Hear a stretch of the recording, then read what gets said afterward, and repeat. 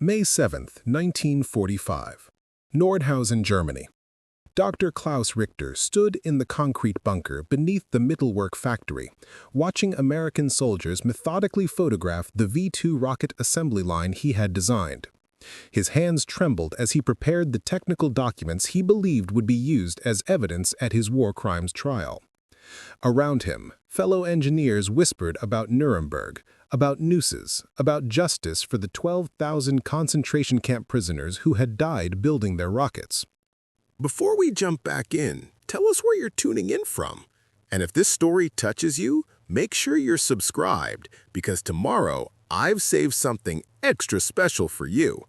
What Dr. Richter did not know, what none of the German rocket engineers could comprehend, was that at that very moment, 300 miles away in a requisitioned hotel in Garmisch-Partenkirchen, U.S. Army Colonel Donald Harper was not preparing prosecution documents. He was drafting employment contracts. The Americans were not building a case for execution. They were building a space program, and they needed the very men who had used slave labor to create the world's first ballistic missiles. The morality of warfare was about to collide with the mathematics of technological competition in a way that would reshape the Cold War, redefine American aerospace supremacy, and prove that in the calculus of superpower rivalry, engineering expertise could absolve almost any sin. The confidence among captured German engineers in May 1945 was not mere resignation to fate. It was based on what appeared to be legal certainty. The Allied powers had spent years documenting Nazi atrocities. The Mittelwerk factory, hidden inside the Konstein mountain, represented one of the war's most horrific chapters. 12,000 prisoners from the Mittelbau-Dora concentration camp had perished in the tunnels, dying from exhaustion, starvation, and deliberate execution while assembling V-2 rockets. The engineers knew the statistics because they had requisitioned the labor. Dr. Klaus Richter had personally signed work orders requesting additional prisoners when production quotas fell behind schedule. His signature appeared on documents authorizing extended shifts that killed workers through exhaustion. He had witnessed hangings of saboteurs in the main assembly tunnel. The legal case seemed airtight. At the heart of Allied prosecution philosophy stood the principle established at the Moscow Declaration of 1943, which stated that war criminals would be sent back to the countries where they committed their crimes to face justice. German engineers had committed their crimes on German soil, using prisoners from across occupied Europe. The jurisdictional questions seemed straightforward. Major David Fisher, a U.S. Army lawyer assigned to document war crimes at Nordhausen, had personally interviewed survivors and examined factory records.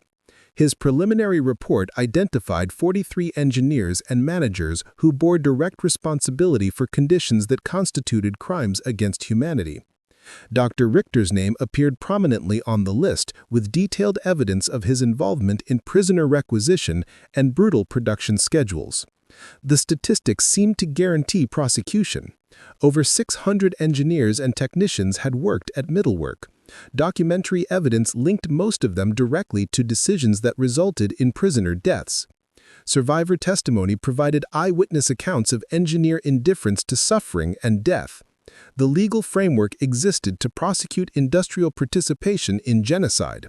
Fisher's documentation followed precedents being established for prosecuting industrialists like Krupp and IG Farben executives. The principle was clear: those who exploited concentration camp labor for production bore criminal responsibility, regardless of whether they personally operated gas chambers. Engineers who designed systems requiring slave labor were complicit in the deaths that resulted. But what the Army prosecutors did not know was that a parallel operation was already underway that would fundamentally alter the calculus of justice. Operation Overcast, later renamed Operation Paperclip, had been authorized in July 1945 by the Joint Intelligence Objectives Agency. The mission was simple: identify and recruit German scientists and engineers whose expertise could benefit American military technology development. The moral implications were deliberately excluded from the operational parameters. Colonel Donald Harper had arrived in Germany with orders that superseded war crimes documentation. His mission was to evaluate German rocket engineers for potential recruitment regardless of their wartime activities. The authorization came from the highest levels of American military intelligence, which had concluded that German rocket technology represented a strategic advantage too valuable to abandon to Soviet capture or Allied prosecution. Harper's assessment criteria focused entirely on technical capability. Did the engineer possess knowledge of combustion chamber thermodynamics, fuel injection systems, guidance mechanisms, or advanced aerodynamics? Had he contributed to successful V-2 development? Could his expertise accelerate American missile programs? The questions of moral culpability, legal responsibility, or participation in atrocities were explicitly excluded from evaluation protocols. The strategic logic was brutally pragmatic. The Soviet Union was already capturing German scientists in their occupation zone. Intelligence reports indicated that hundreds of engineers were being forcibly relocated to continue their work under Soviet direction. American military planners concluded that allowing moral considerations to prevent recruitment would simply hand technological superiority to a potential adversary. Harper's team worked with systematic efficiency. They identified engineers with critical expertise in combustion chamber design, fuel injection systems, guidance mechanisms, and structural engineering. They cross-referenced technical publications to verify expertise. They conducted preliminary interviews to assess English language capability and willingness to relocate. At no point did the screening process examine wartime conduct or prisoner treatment. Dr. Klaus Richter appeared on Harper's recruitment list within the first week of operations.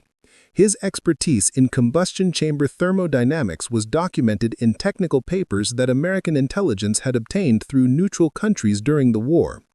His designs had solved metallurgical problems that had plagued early American rocket experiments. From a purely technical standpoint, he represented exactly the expertise Operation Paperclip sought to acquire. The parallel tracks of prosecution documentation and recruitment evaluation were creating an administrative collision that would force American policymakers to choose between justice and strategic advantage. Fisher's war crimes evidence and Harper's recruitment recommendations were flowing toward Washington through different chains of command, heading toward a decision point that would reveal which American priority would prevail when morality conflicted with military necessity. The American debate over German scientist recruitment was not a simple binary choice between morality and expediency.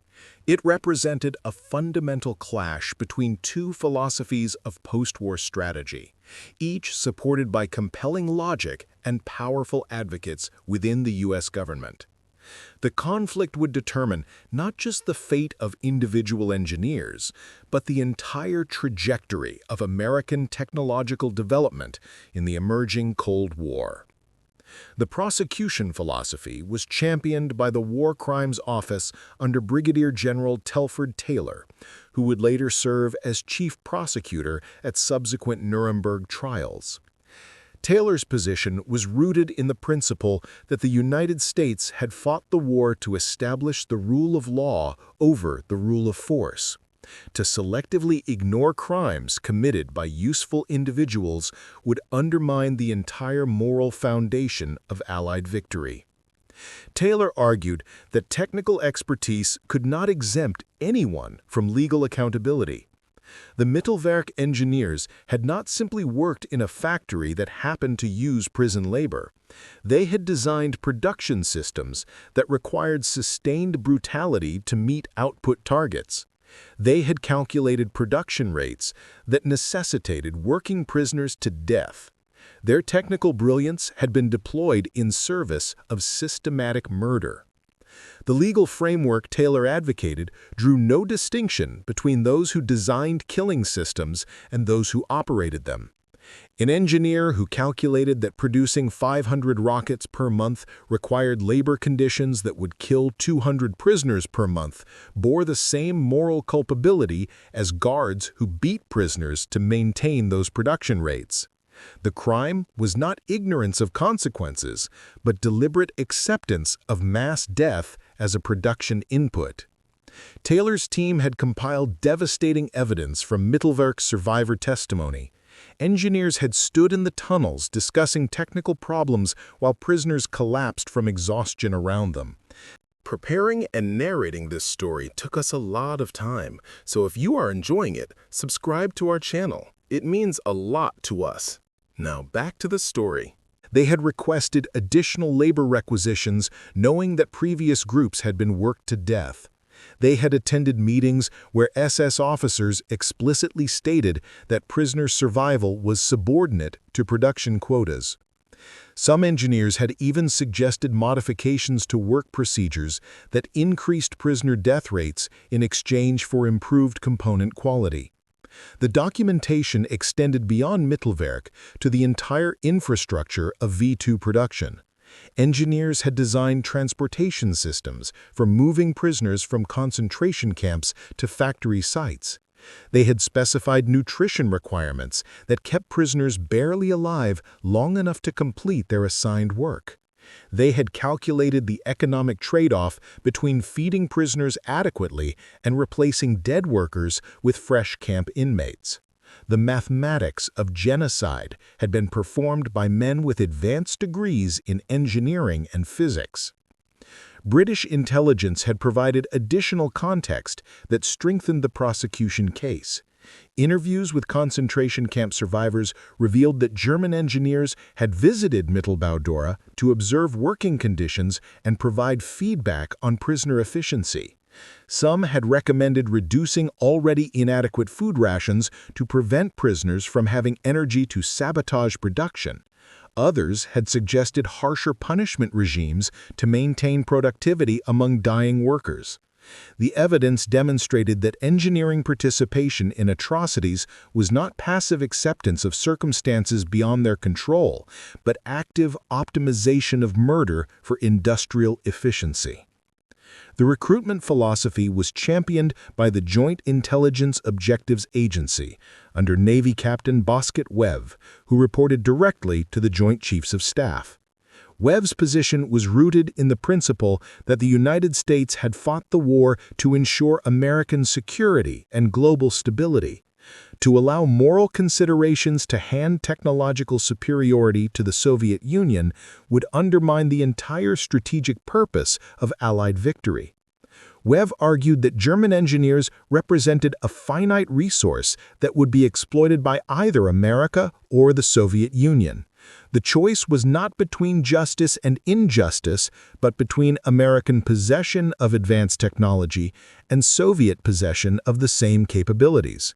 Moral purity that resulted in Soviet technological superiority would lead to outcomes far worse than the compromise of selective recruitment. The strategic calculus Webb presented to military leadership was mathematically stark. German rocket engineers had achieved velocities, ranges, and guidance capabilities that American programs had not approached. The V2 represented a technological leap that would require years for American engineers to replicate through independent development. During those years of development, the Soviet Union would either recruit the same German engineers or capture enough technical documentation to achieve equivalent capabilities. The result would be a Soviet advantage in the most strategically significant military technology of the emerging era. Intelligence estimates provided to support recruitment emphasized Soviet activities in their German occupation zone.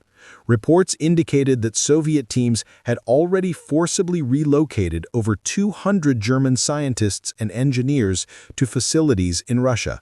Factory equipment was being dismantled and shipped east. Technical libraries were being systematically looted. The Soviets were demonstrating that they had no moral qualms about exploiting German expertise regardless of wartime conduct. Webb's briefings to senior military leadership emphasized that American moral restraint would not prevent atrocities from being rewarded. It would simply ensure that the Soviet Union reaped the benefits instead of the United States. The German engineers would continue their work regardless of American decisions. The only question was whether that work would contribute to American security or Soviet military capability. The recruitment advocates also presented a pragmatic argument about the nature of engineering knowledge. Unlike political ideology, technical expertise was morally neutral. The mathematics of rocket propulsion did not change based on who performed the calculations. An engineer's knowledge of combustion chamber design was equally valid whether he had acquired it through legitimate research or through projects that involved forced labor. Refusing to access that knowledge on moral grounds would not erase what the engineer knew. It would simply prevent America from benefiting from information that already existed. The philosophical divide extended beyond immediate strategic considerations to fundamental questions about American identity. Taylor and the prosecution advocates argued that American exceptionalism was rooted in commitment to principles that transcended expedient calculation. The United States was not simply another power seeking advantage through any available means. It was a nation founded on the premise that certain principles were inviolable regardless of circumstances. To recruit engineers who had participated in genocide would signal that American principles were negotiable when sufficiently inconvenient. Webb and the recruitment advocates countered that American exceptionalism was rooted in the ability to make difficult decisions that ensure survival and prosperity for free peoples. The United States had a responsibility to prevent Soviet domination that superseded the satisfaction of punishing individual war criminals. American principles included protecting American citizens from foreign threats, and that protection required access to the most advanced military technology available. The debate played out in classified memoranda circulated among the Joint Chiefs of Staff, the War Department, the State Department, and ultimately the White House. Each agency brought institutional priorities that shaped their positions. The military services prioritized technological advantage. The State Department worried about diplomatic implications of harboring war criminals. The Justice Department focused on legal precedents and treaty obligations. The intelligence agencies emphasized Soviet capabilities and intentions. By August 1945, the recruitment operation was proceeding despite ongoing debate about its legal and moral implications. Operation Paperclip had been authorized with the explicit restriction that it would not include anyone who had been a member of the Nazi Party or who had actively supported Nazi militarism. This restriction was intended to address moral objections by limiting recruitment to engineers who had simply performed technical work under coercive circumstances. The restriction proved meaningless in practice because nearly all senior engineers at facilities like Mittelwerk had been Nazi Party members as a requirement for accessing sensitive projects. The operational definition of actively supporting Nazi militarism was interpreted narrowly to exclude only those who had held political positions or SS ranks. Engineering work that facilitated genocide was classified as technical rather than political activity. Colonel Harper's team began the process of sanitizing the records of engineers targeted for recruitment. Documents indicating Nazi Party membership were removed from personnel files. References to concentration camp labor were deleted from project descriptions. Technical achievements were emphasized, while the context of those achievements. September 19, 1945, Fort Bliss, Texas. The first contingent of German rocket engineers arrived at the U.S. Army installation under conditions that shocked the American military personnel assigned to receive them. Instead of prisoners in transit to war crimes tribunals, they were treated as valued consultants arriving to begin important work. Dr. Klaus Richter stepped off the military transport aircraft expecting armed guards and interrogation cells. Instead, he was greeted by Army engineers who shook his hand and thanked him for his willingness to contribute to American rocket development. The cognitive dissonance was so profound that several German engineers initially suspected an elaborate psychological operation designed to extract confessions before prosecution. The reality was simpler and more disturbing. American strategic priorities had definitively defeated moral considerations. Major David Fisher, whose war crimes documentation had identified Richter and 42 other engineers for prosecution, received orders in August to cease all investigative activities related to Mittelwerk personnel who appeared on recruitment lists. His meticulously compiled evidence was classified and transferred to sealed archives. The survivors he had interviewed would never testify. The documents he had authenticated would never be presented in court.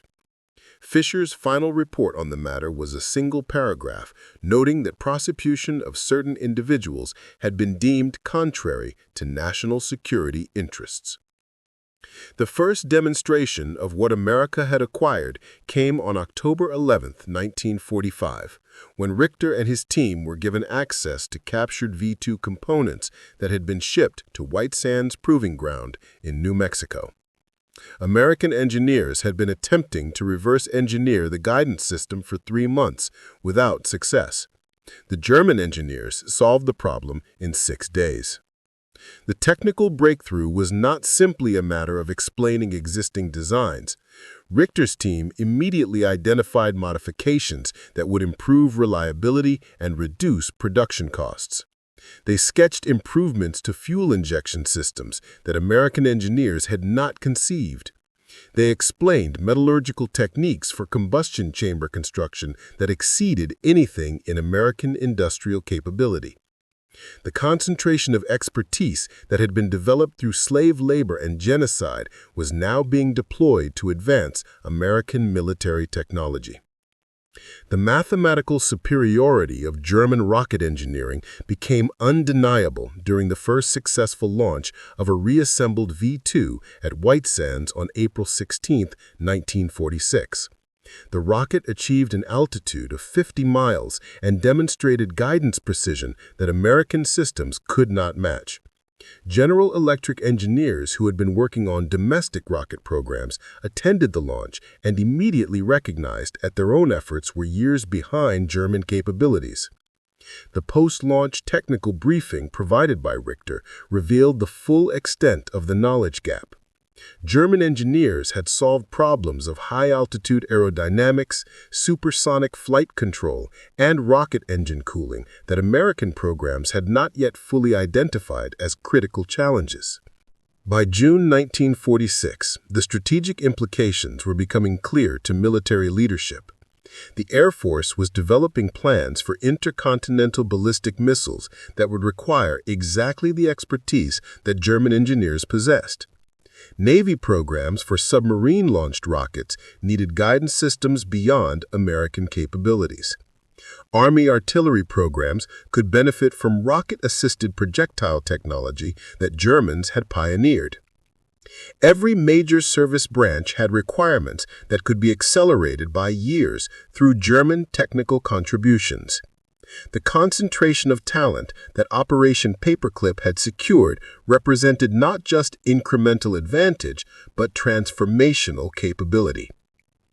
Boeing Aircraft Company entered negotiations with the U.S. Army in August 1946 to contract German engineers for a guided missile program. The company had been awarded development contracts for advanced weapon systems, but lacked expertise in rocket propulsion and guidance technology. Army officials suggested that recently arrived German specialists could fill the capability gap. Boeing executives initially expressed concerns about public relations implications of employing former Nazi engineers, but military assurances that the individuals had been thoroughly vetted proved persuasive.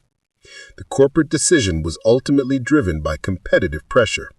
If Boeing declined to utilize available German expertise, competitors like Douglas Aircraft or Lockheed would gain access to the same talent pool. Dr. Klaus Richter received his employment offer from Boeing in November 1946. The contrast with his expectations 18 months earlier could not have been more stark. Instead of standing trial for war crimes, he was negotiating salary and benefits for a senior engineering position at one of America's premier aerospace companies. The offer included relocation assistance, housing support, and a salary that exceeded what he had earned in Germany, even during the war. His technical knowledge, acquired through projects that killed 12,000 concentration camp prisoners, was now valued at premium rates in the American labor market. The psychological impact on survivors of Mittelwerk who learned about German engineer recruitment created a secondary trauma that military authorities had not anticipated. Former prisoners who had been liberated from Mittelbau-Dora concentration camp discovered that the engineers who had worked them to the edge of death were now living comfortably in America. Letters from survivors to military authorities demanding investigation were referred to classified programs that could not acknowledge the recruitment operation. The moral debt owed to concentration camp victims was being subordinated to technological competition with the Soviet Union. Boeing's integration of German engineers into American aerospace programs proceeded with systematic efficiency throughout 1947. Richter was assigned to a guided missile project that required exactly the combustion chamber expertise he had developed at Mittelwerk. His designs were incorporated into weapon systems that would become foundational to American air defense capabilities. The technical innovations that had been achieved through genocide were now being legitimized through corporate employment and military contracts. The first Boeing missile incorporating Richter's design modifications was successfully tested in March 1948. The improvement in range and accuracy over previous American systems validated the strategic calculation that had driven Operation Paperclip. Military observers noted that the progress achieved in 2 years of German engineer involvement exceeded what 5 years of purely domestic development had accomplished. The mathematics of technological competition were proving that expertise transcended the moral circumstances of its acquisition. American rocket engineers who worked alongside the recruits experienced profound cognitive dissonance. They recognized the technical brilliance of their new colleagues while understanding the horrific context in which that brilliance had been developed. Some refused assignments that would require direct collaboration with former Nazi engineers. Others rationalized that utilizing existing knowledge to protect American security was morally distinct from the original crimes. The psychological debate that had occurred at policy levels was now playing out in engineering offices and test facilities across American rocket programs. By 1950, the integration of former Nazi engineers into American aerospace programs had evolved from controversial expedient to systematic competitive advantage. Dr. Klaus Richter was no longer an isolated case of moral compromise. He represented the leading edge of a transformation that would fundamentally reshape American technological supremacy. Boeing's success with German engineer recruitment triggered a cascade effect across the entire defense industrial complex. Lockheed, Douglas, North American Aviation, and Martin Company all established programs to access German technical expertise through military contracts.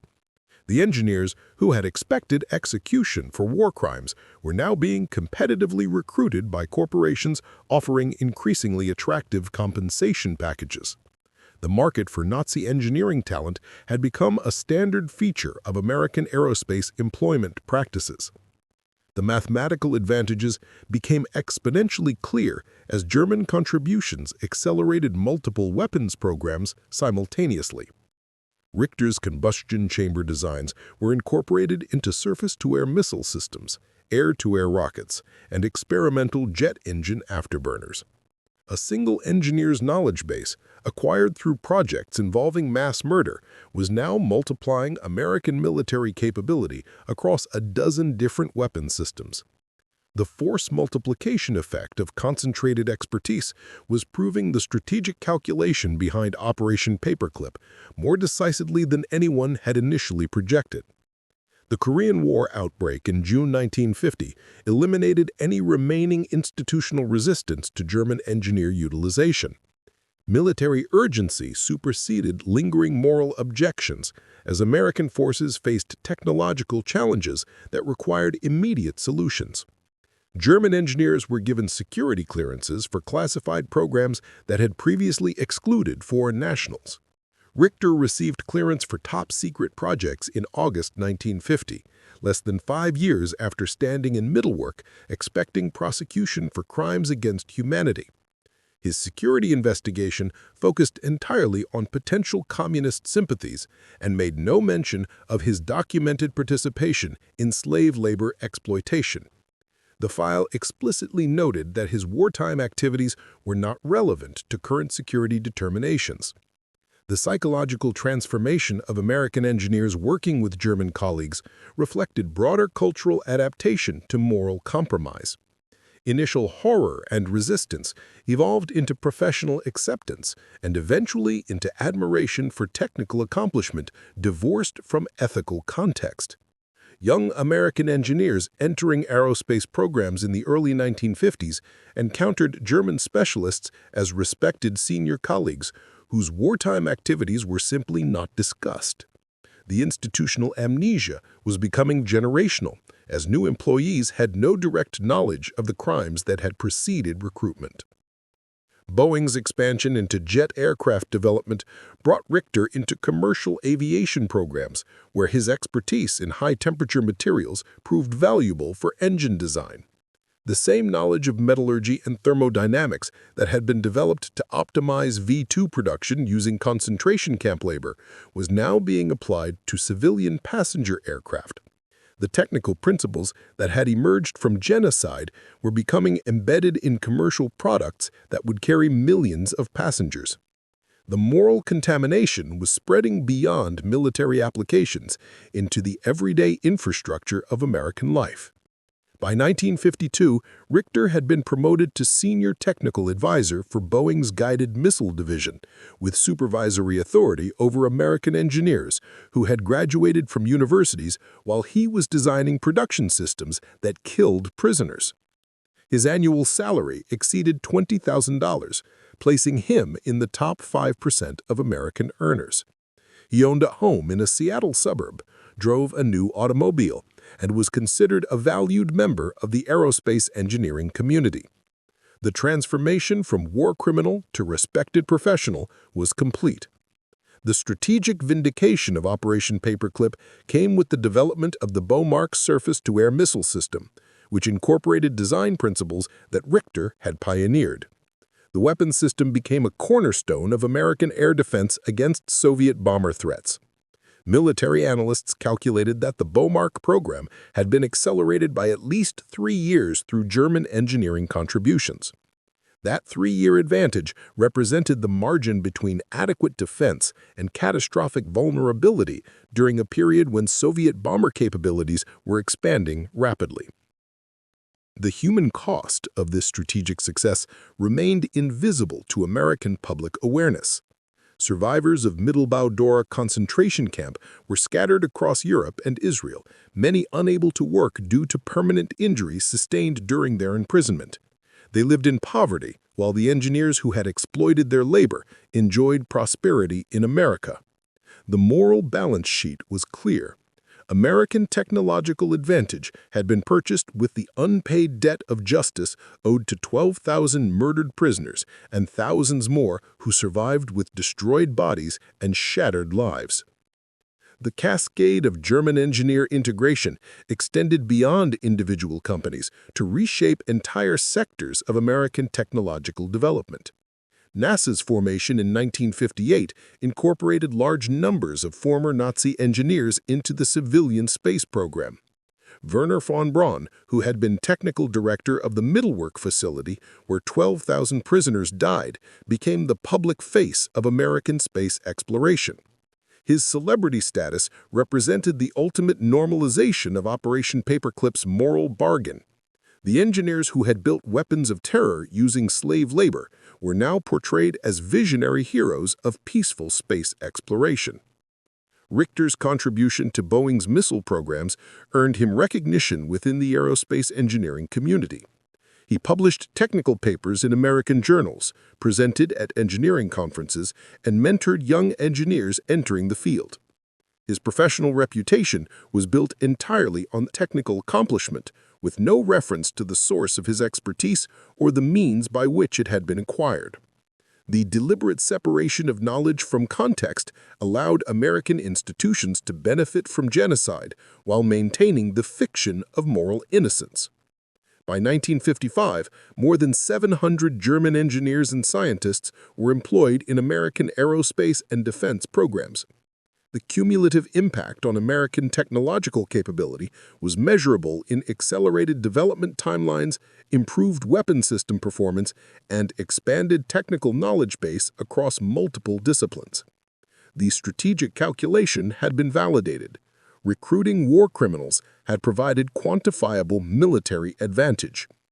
The question of whether that advantage justified the moral cost was simply never asked in forums where decisions were made. The original debate between prosecution and recruitment advocates had been decisively resolved in favor of strategic expediency. The institutional mechanisms for accountability had been systematically dismantled. War crimes evidence remained sealed in classified archives. Survivors who demanded justice were told their claims could not be investigated due to national security considerations. The engineers who had participated in genocide continued their careers uninterrupted by legal consequences or public exposure. December 15, 1969, Seattle, Washington. Dr. Klaus Richter stood in the Boeing executive conference room, watching television coverage of Apollo 11 astronauts receiving presidential medals of freedom. Among the honored guests sat his former colleague, Wernher von Braun, celebrated as the architect of America's triumph over Soviet space capabilities. Richter had been invited to a private Boeing celebration of the company's contributions to the space program. 24 years earlier, he had stood in a German bunker expecting execution. Now he was toasting American technological supremacy with champagne and corporate congratulations. The journey from war criminal to aerospace industry leader was complete, and the moral questions that should have prevented it had been permanently buried beneath layers of classified documents and institutional amnesia. The final accounting of Operation Paperclip revealed numbers that validated every strategic calculation while damning every moral principle. Over 1,600 German scientists and engineers were recruited between 1945 and 1973. Their contributions accelerated weapons development by an estimated decade.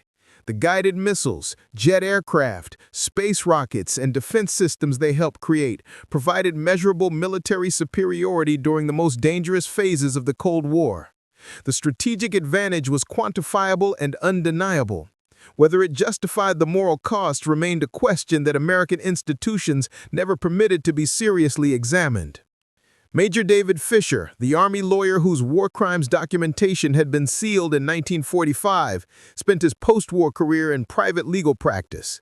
He never spoke publicly about the evidence he had compiled or the prosecution that never occurred.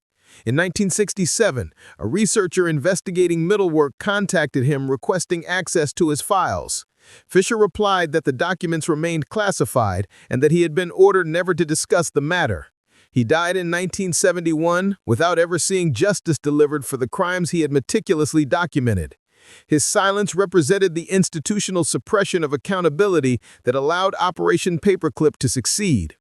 The survivors of Mittelbau-Dora concentration camp who lived long enough to learn about German engineer recruitment in America experienced a betrayal that compounded their original trauma. They had survived genocide only to discover that their tormentors were rewarded with prosperity and respect.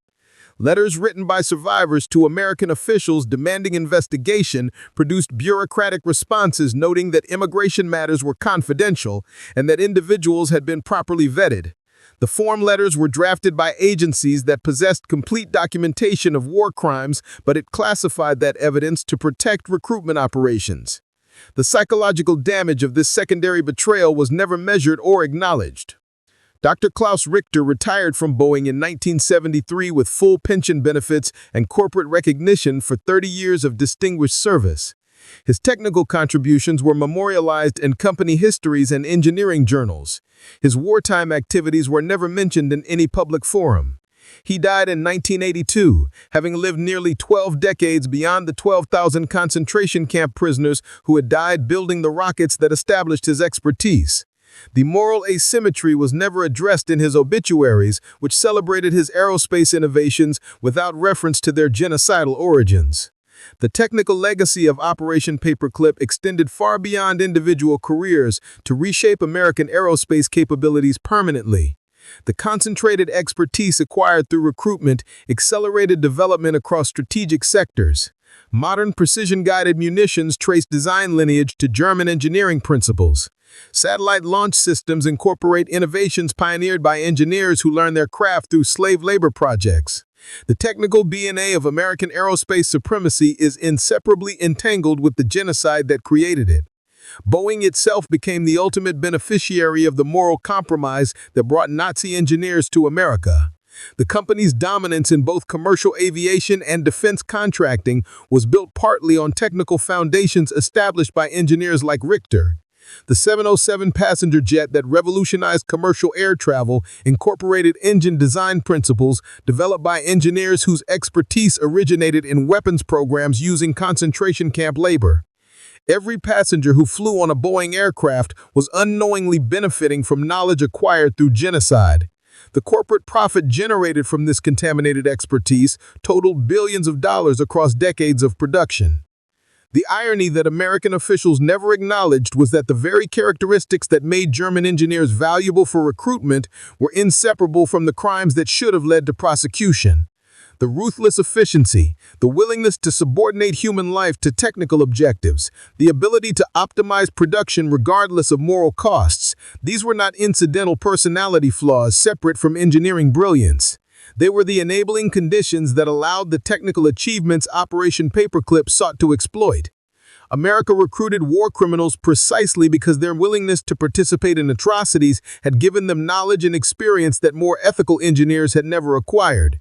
The philosophical vindication that recruitment advocates claimed through Cold War victory rang hollow when examined against what had been sacrificed.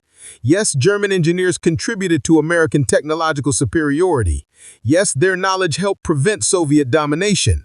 But the precedent established was that expertise could absolve any crime, that strategic advantage justified any moral compromise, and that justice was negotiable when sufficiently inconvenient. These principles, once accepted, became permanent features of American policy. Operation Paperclip established patterns that would recur throughout the Cold War, supporting dictators who served strategic interests, ignoring atrocities committed by useful allies, subordinating human rights to geopolitical calculations. Modern defense contractors still benefit from technologies whose development history traced back to Nazi engineer contributions. The inheritance is not simply technical, but institutional. The normalization of moral compromise in pursuit of strategic advantage. When contemporary debates arise about recruiting foreign scientists with problematic backgrounds, the ghost of Operation Paperclip haunts the discussion. The precedent was established that America would overlook any crime in exchange for useful knowledge. The victims of Mittelbau-Dora received no compensation, no official acknowledgement, no justice.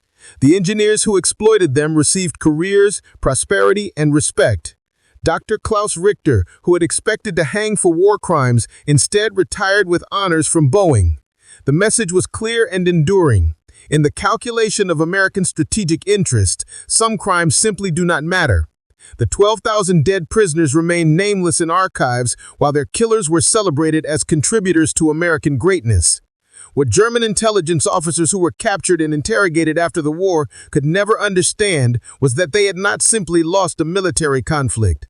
They had revealed to American leadership that moral principles could be discarded when strategically convenient without any institutional consequences. The true legacy of Operation Paperclip was not the rockets or missiles or aircraft it produced. It was the demonstration that in the mathematics of superpower competition, justice was simply another variable to be optimized away when the equation demanded it.